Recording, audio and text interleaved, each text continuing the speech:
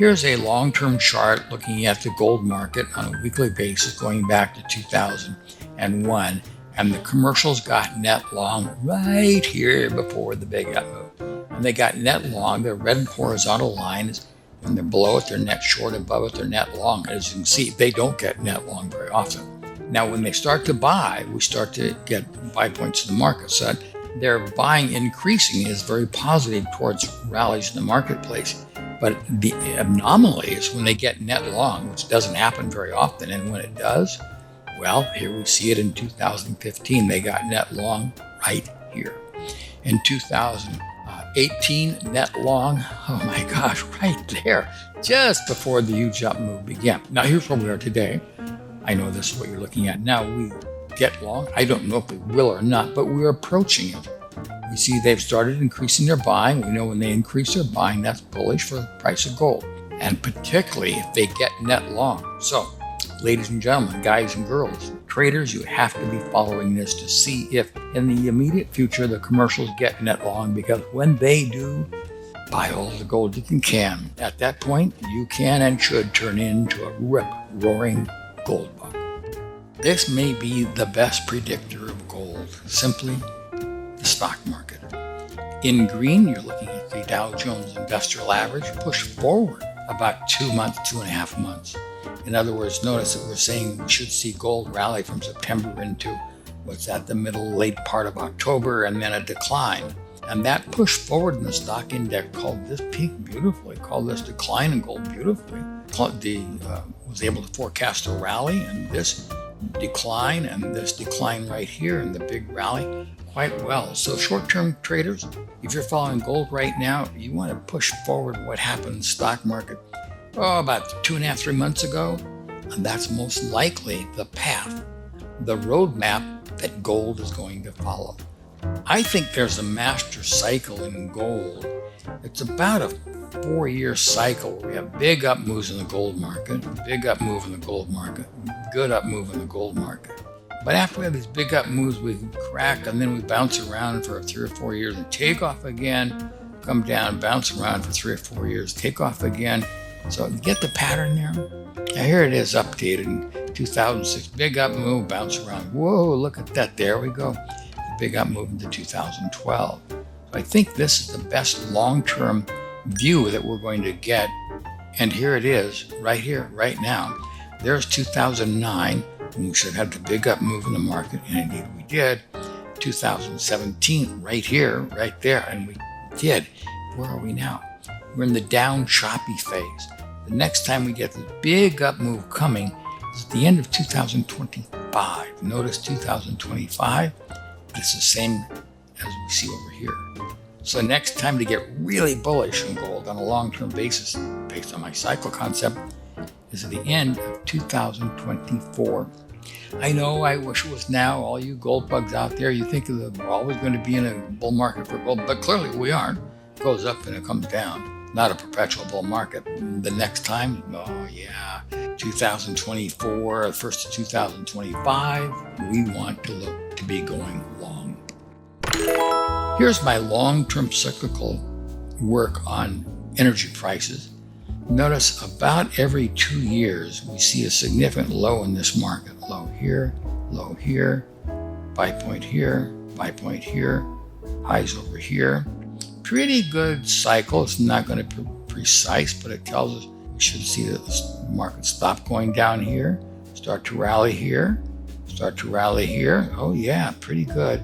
And where we are right now is in the down phase of the cycle. And all cycles tell us is be careful here and be bullish here. So it looks like, look at this, the start of 2023, we start to move up again as we did here. That's this rally, and that's this rally, and the rally over here. We can go back and look at that's this rally right here. This rally right here, that's the start of 2023, right down here. So that gives you an idea of when we could expect the timing of this move to begin, when the cycles kick in to the upside. Here's the price of crude oil. And notice when crude oil rallies, we can see a rally in Nikkei. Crude oil rallies, we rally, decline, rally. What I've done here is I've projected crude oil prices and moved them forward in time about 5 months. And that's the path that your stock market has been following. It's a bullish path coming up into the rest of this year.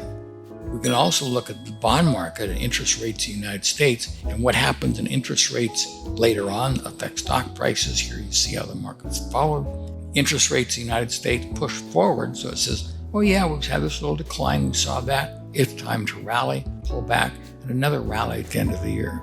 Pretty good idea of the general roadmap that I would expect stocks are going to take in Japan. There it is for you. You've now seen, and now you're with me. You live in the future. Oh, but look at this. Look at the relationship of the Nikkei and gold. The blue line is gold prices, and the black line of this is your stock market. Look how close they are. We decline, we rally. We decline. In gold, we decline here. We start to come up, and we come up, pull back in here. We have a big up move in the Nikkei. We have a big up move in gold.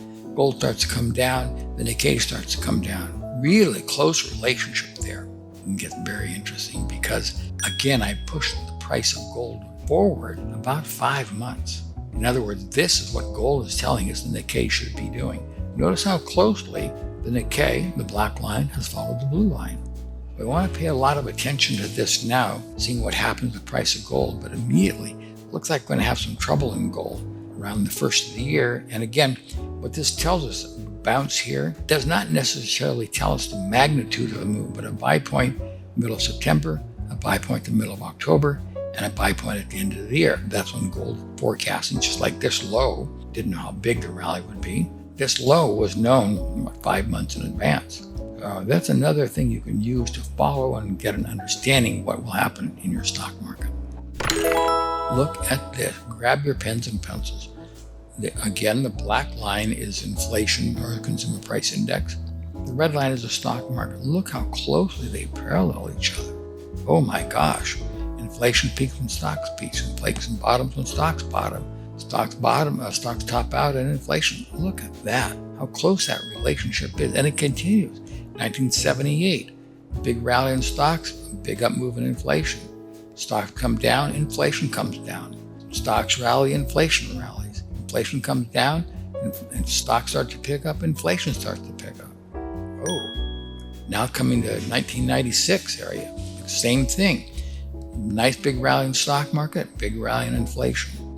Inflation comes down, stocks come down. Stocks start to go up, inflation kind of goes back and forth, doesn't go much of any place until right here, right now. And look at this. This is the relationship. All these numbers, all these charts you saw before, was the stock pushed forward in time, like I've been doing with other charts. In other words, this is the stock market, but I push it forward about a year. And look how closely inflation follows the stock market. And then we saw back here, remember, stocks are pushed forward in time. So we knew at this time we had this picture that we should start to decline. Again, this decline was known about a year and a half in advance because I pushed the stock market forward as a predictor of inflation. And look what it's telling us about inflation. We should start to continue to see more deflation at least until 2023, somewhere in early 2023. Maybe we'll have a little uptick in it. We'll see what stocks do. But right now, the forecast for inflation, look how closely stocks have been able to forecast inflation. Inflation, I think, is behind us. We're starting to see, and I believe we'll see, inflation numbers start to decline, which will be bullish for stocks.